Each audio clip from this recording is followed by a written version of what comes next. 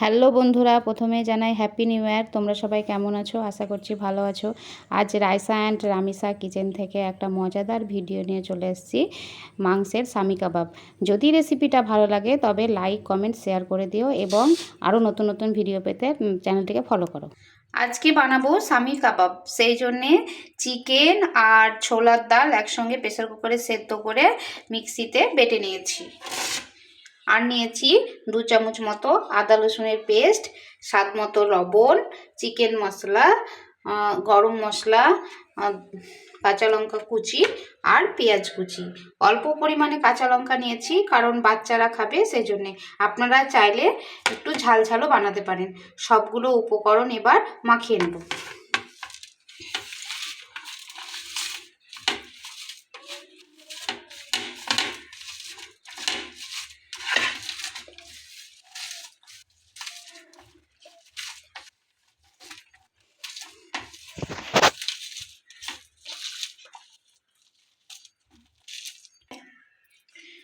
এবার আমার মাখানো হয়ে গেছে। এবার চিকেন আর ছোলার ডাল যে সেদ্ধ করা ছিল, বাটা ছিল, এগুলো দিয়ে দিচ্ছি, দিয়ে মেখে নেব।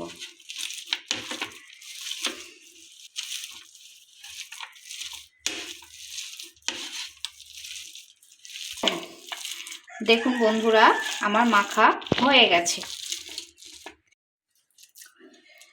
আমি এবার এগুলোকে এভাবে শেপ দিয়ে নেব।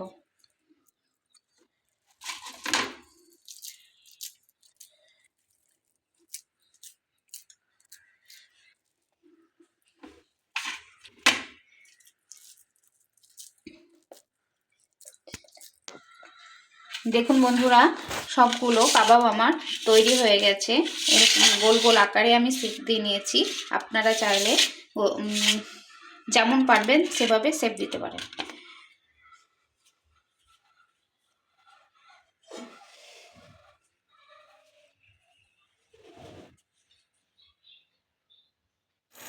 ফ্রাইং প্যানে ঘি দিয়ে দিয়েছি। এবার এই সামি কাবাবগুলো ঘি দিয়ে ভাজলে খেতে বেশি টেস্টি হয়।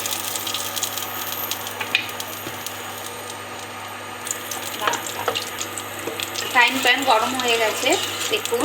এবার আমি একটা একটা করে কাবাবগুলোকে ছেড়ে দেব।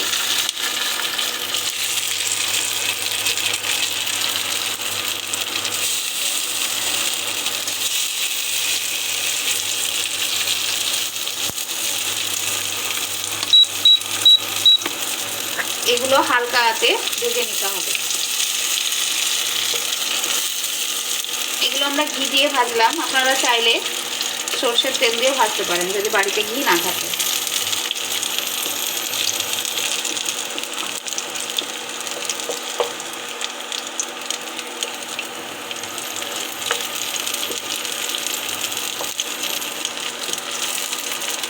এটা খেতে খুব সুস্বাদু হয়,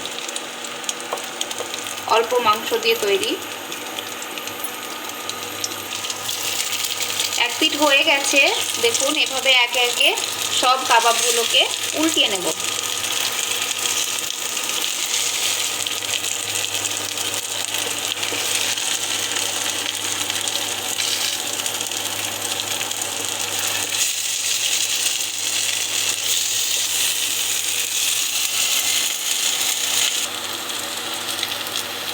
কাবাবগুলো লাল লাল করে ভাজা হয়ে গেছে, এবার তুলে নেব।